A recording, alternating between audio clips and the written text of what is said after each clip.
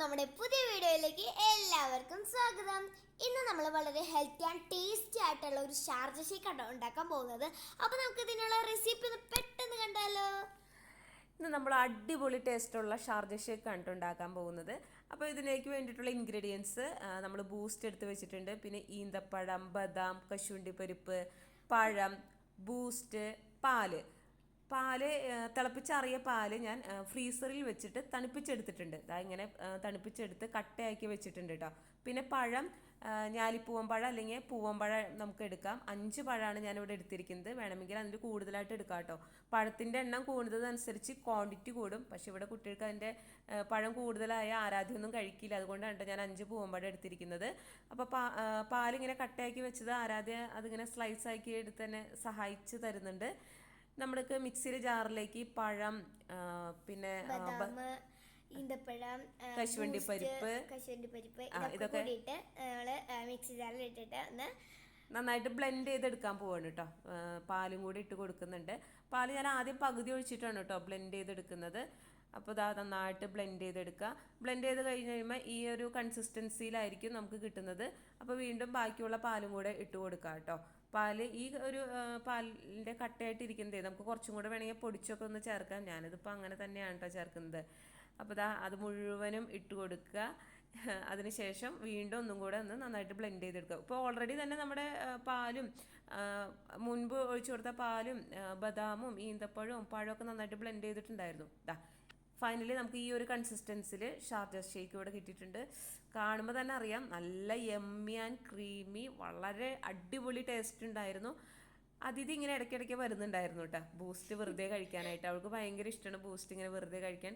പക്ഷെ ഞാൻ അങ്ങനെ ബൂസ്റ്റ് വെറുതെ കഴിക്കാൻ കൊടുക്കാറില്ല, പാലിലങ്ങനെ ഇട്ട് കൊടുക്കാറാണ് പതിവ്. പക്ഷെ അവളിങ്ങനെ ഇടയ്ക്കിടയ്ക്ക് വന്ന് വാങ്ങിച്ചിട്ട് പോകും. 2 ഗ്ലാസ്സിലേക്കും പിന്നെ ആ ഒരു ഐസ്ക്രീം ബൗളിലേക്കും കൂടെ പകർത്താനിടയായി. അപ്പം നമുക്ക് ടോട്ടലി ഇത്ര ഒരു ക്വാണ്ടിറ്റിയിലാണ് കേട്ടോ ഷേക്ക് ഇവിടെ റെഡി ആയി കിട്ടിയിരിക്കുന്നത്. അതിനുശേഷം നമ്മൾ കുറച്ച് ബൂസ്റ്റ് ആണ് ഡെക്കറേറ്റ് ആയിട്ട് ഇട്ട് കൊടുക്കുന്നത്. ഇതിന് മുകളിൽ നമുക്ക് ബദാം, ഈന്തപ്പഴവും കാഷ്നട്ടൊക്കെ ഇട്ട് കൊടുക്കുമ്പോൾ നമുക്ക് കുറച്ചുകൂടി ടേസ്റ്റ് ഒക്കെ കിട്ടുന്നുണ്ട്.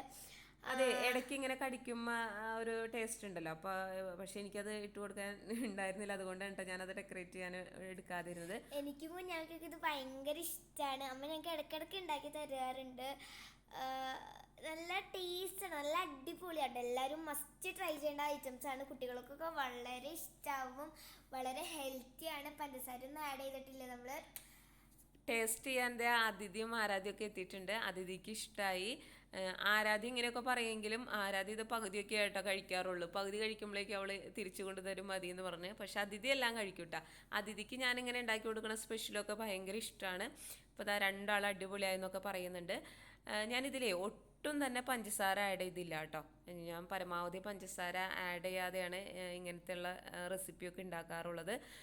പാലിലാണെങ്കിലും കുട്ടികൾക്ക് പാല് കുടിക്കാൻ കൊടുക്കുമ്പോൾ പരമാവധി ഞാൻ പഞ്ചസാര ഒഴിവാക്കി കൊടുക്കും. ഇടയ്ക്കെങ്ങാനും ബൂസ്റ്റൊക്കെ ഇട്ട് കൊടുക്കുള്ളൂ.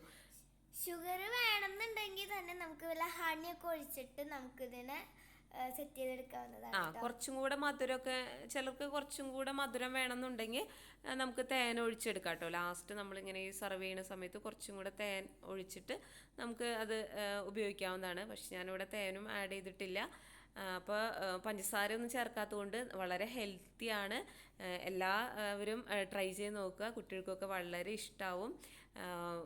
ഈ ഒരു കൺസിസ്റ്റൻസി കാണുമ്പോൾ തന്നെ നല്ല ഭംഗിയുണ്ടല്ലേ. ഭംഗി മാത്രമല്ല അടിപൊളി ടേസ്റ്റാണ്. എല്ലാവരും ട്രൈ ചെയ്ത് നോക്കണം. പുതിയ വീഡിയോയിലേക്ക് കാണും വരെ എല്ലാവർക്കും ടാറ്റ ബൈ ബൈ.